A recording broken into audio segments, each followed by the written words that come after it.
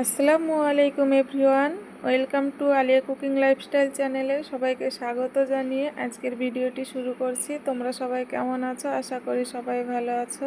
আমিও ভালো আছি আল্লাহর রহমতে। তো তোমাদেরকে আজকে রুইয়ের পোনা মাছের তেল ঝাল করে দেখাবো। তো তোমরা এইভাবে রুই পোনা মাছের তোমরা তেল ঝাল করে খাবে, অবশ্যই অনেক মজার হয়, দুর্দান্ত স্বাদের হয়। তো চলো দেরি না করে শুরু করা যাক। আর প্রথমে একটা লাইক দিয়ে ভিডিওটি কন্টিনিউ করবে বন্ধুরা, আর আমার ভিডিওটির সাথেই থাকবে। চলো শুরু করা যাক। আমি তেল ঝাল করে দেখাবো। তো এখানে আমি মাছগুলো ধুয়ে কুটে রেখে দিয়েছি। এখানে লবণ আর হলুদ মাখিয়ে নিচ্ছি। আমি ভাজার জন্য রেডি করে নিচ্ছি। তো লবণ হলুদ ভালো করে মাখিয়ে নেব। তো দেখতেই থাকো তোমরা। আর দেশ ও দেশের বাইরে যারা ভিডিওটি দেখছে তাদেরকে অসংখ্য ধন্যবাদ, অনেক অনেক ভালোবাসা। তো আমার ভিডিওটি তোমরা ফুল ওয়াচ করে দেখবে বন্ধুরা, দেখতেই থাকো আমি কিভাবে তেল ঝাল রেসিপি করি। এইভাবে তোমরা ট্রাই করবে, দেখবে অনেকটাই টেস্টি হয়, অনেকটাই মজার হয়। তো এখানে আমি গ্যাসের চুলায় কড়াই বসিয়ে দিয়েছি। আমি সরিষার তেল দিয়ে দিলাম। আমি তেলটা ভালোভাবে কড়াইয়ের চারিপাশে দিয়ে দেব। ভালোভাবে দিয়ে আমি কড়াইটাকে ভালো করে তাতিয়ে নেব। আর ভালো করে তাতালে কি হয়, মাছগুলো লেগে যাবে না। তো আমি মাছগুলো একে একে দিয়ে ভেজে নেব। ভালোভাবে তাতানো হয়ে গেলে আমি মাছগুলো দিয়ে দিচ্ছি।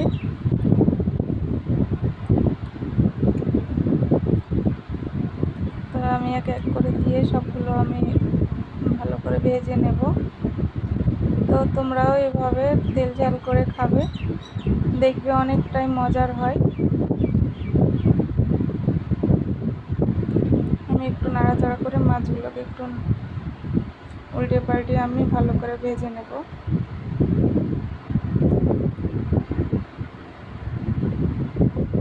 তো তোমরা দেখতে পাচ্ছ, দেখো আর আমার সাথেই থেকো বন্ধুরা।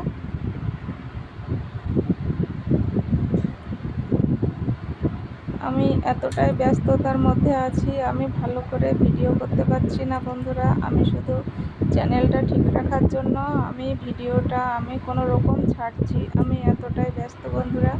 তো এটুকু তোমরা আমার সাথে থাকবে। আমি যেটুকু দিচ্ছি সেটুকু দেখে আমার পাশে থাকবে। তো মাছগুলো আমার ভাজা হয়ে এসেছে, দেখতে পাচ্ছ। একটু কড়া করে ভেজে নেব। তেল ঝাল করলে কি হয়, কড়া করে ভাজতে হয়। কড়া করে না ভাজলে কিন্তু ভালো লাগবে না। এই জন্য আমি কড়া করে ভেজে নিচ্ছি।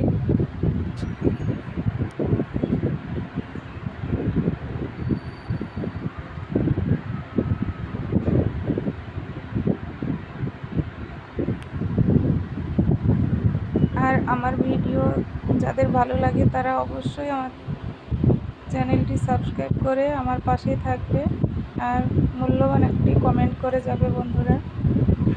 তো আমার মাছগুলো ভাজা হয়ে গেছে, মাছগুলোকে তুলে নিচ্ছি।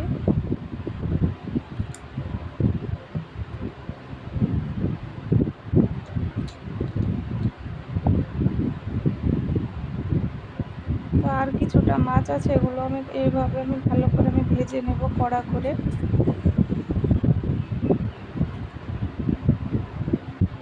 তো কার কার রুই পোনা মাছে কার ভালো লাগে রুইয়ের পোনা, অবশ্যই কমেন্ট করে জানাবে।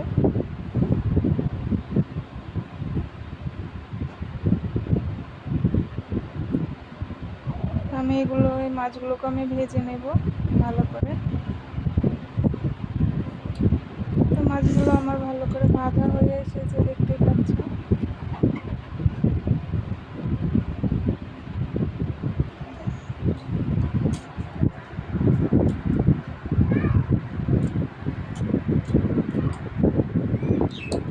তো মাছগুলোকে ভেজে তুলে নিলাম।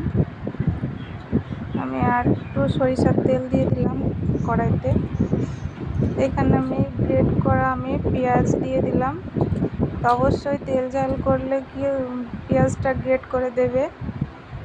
তো আমি গ্রেট করে নিয়েছিলাম। এখানে আমি এক এক করে সব দেবো, লবণ, লঙ্কা, হলুদ, তারপর ধনিয়া গুঁড়ো, মশলা, যেগুলো সব আমি কাঁচা মশলা যে পেস্ট করা আছে সেটা আমি দিয়ে ভালো করে একটু পানি দিয়ে দেবো, দিয়ে ভালো করে আমি মশলাটাকে কষিয়ে নেব।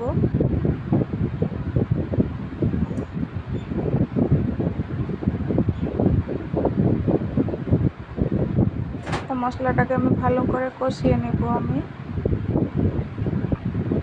ভালোভাবে কষাতে হবে, কারণ মশলা যত কষাবে ততই রান্নার টেস্ট ততই বাড়বে।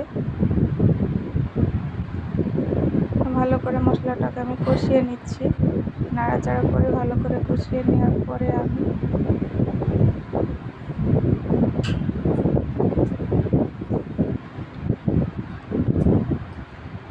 তো তেল ছেড়ে আসছে দেখতে পাচ্ছ বন্ধুরা। তো এইভাবে মশলা কষিয়ে নেবে, তো এইভাবে কষাতে হবে, আর যত মশলা কষাবে ততই টেস্ট বাড়বে।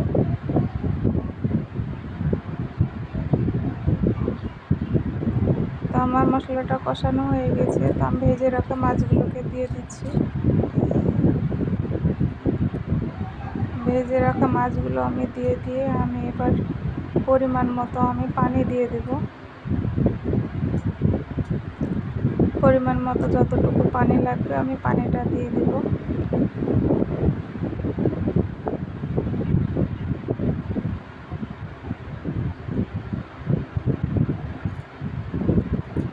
তো আমি পরিমাণ মতো পানি দিয়ে দিলাম। এবার আমি কিছুক্ষণ রান্না করে নেব, তাহলে আমার রান্না রেডি।